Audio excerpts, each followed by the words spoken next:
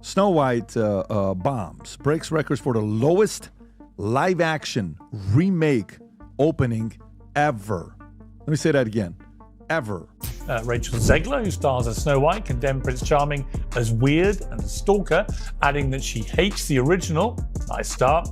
Leaked photos from a set revealed that the 7 dwarves had been sensationally axed, replaced by multiracial, gender non-specific, magical humans. Rachel Zegler just got the Hollywood wake-up call no rising star wants. Rumors of being quietly fired after her latest movie flopped so badly, not even die-hard Disney fans showed up. But what really went wrong? In this video, we're breaking down the full story. Zegler raging, the backlash, the box office disaster, and Rachel Zegler being fired? If you want the truth behind Disney's biggest modern flop and what it means for the future of remakes, stay tuned. But it's hard. And it's lonely. It's very lonely. I just know that if that loneliness can exist, so can other things, and I will be okay. Now, if you notice the spin on it, they're putting it all on her. I mean, I'm sure she sucks, but she is very young. She's a fucking kid, right? She didn't write that script, though, right? And I don't think she made the no dwarves decisions. That was Sir Peter Dinklage. Rachel Zegler, in her supposed breakout movie, lived every actor's worst Hollywood nightmare, which is sitting in a nearly empty theater, watching her own movie crash and burn in real time. Not even Discount Tuesday could save it. The highly criticized Snow White remake didn't just bomb, it disappeared, leaving Zegler and a handful of loyal supporters among the few who dared to witness the wreckage.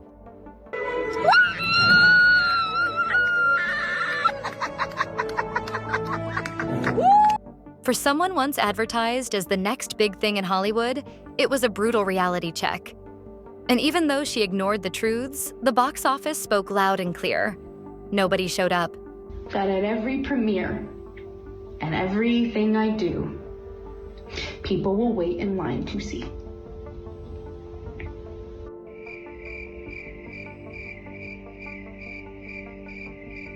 Let me tell you something. The message of the movie is to be that bitch. That's the message that they wrote a script that's telling girls, I don't need nobody tells me. I'm a 20-year-old girl, so obviously I should run my mouth all the time. That's the theme of the new Snow White. No, really? Yes. Cultural voices like Joe Rogan and Bill Maher are calling this flop a warning sign for Hollywood. According to them, the industry's obsession with playing it safe has caused studios to swing too far in the opposite direction, pushing woke messaging at the cost of good storytelling. And now, with Snow White's failure, insiders say some high-level heads at Disney could be on the chopping block. It's rare to see Rogan and Maher agree on anything, but both are sounding the same alarm. This might be one of Disney's worst box office disasters yet. And of course, if you are a business like Disney, you are leaning into what the movie Snow White meant to the people that were raised on it. People like me who watched Disney princess movies when the world was okay and it was acceptable for us to dream about being a princess as a woman and meeting a handsome prince. But oh no, these big bad feminists now are telling us that's ridiculous. The first signs of trouble came when word got out that Disney was rewriting the classic Snow White story, ditching the romance and prince altogether. While reimagining a princess to be more independent might sound harmless on paper, in execution it meant gutting the heart of a beloved fairy tale. The dwarfs? Scrapped. The romance?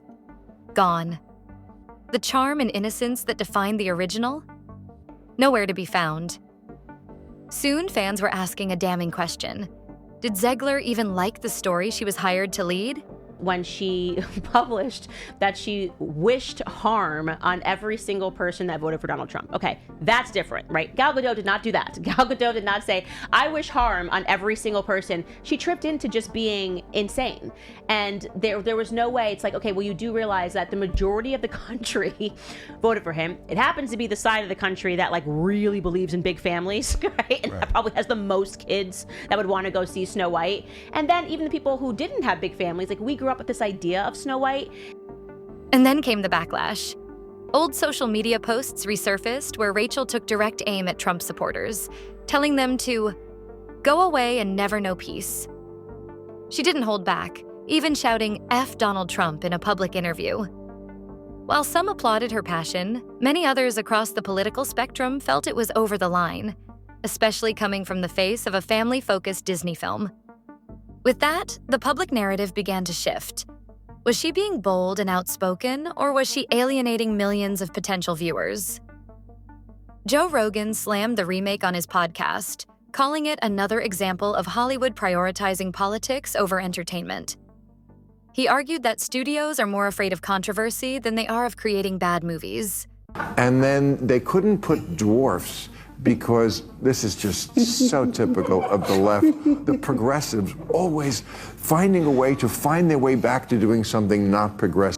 Bill Maher, never one to shy away from poking at political correctness, blasted the film for its hypocrisy, calling out the removal of the prince and dwarfs as tone-deaf and ironically offensive, especially to little person actors who lost out on iconic roles. They're remaking the movie, they just got rid of the dwarfs, okay? Okay, but what do they call them? Why would they get rid of the dwarfs, though? Magical creatures. But they have one token dwarf amongst these magical creatures. You actually just went backwards. You actually just erased the dwarfism side of it. The disability, like we're a disability group, you just erased that whole image. Production choices didn't help either. The 7 dwarfs, fan favorites with distinct personalities, were replaced with a CGI lineup of random creatures. When photos leaked, fans were baffled.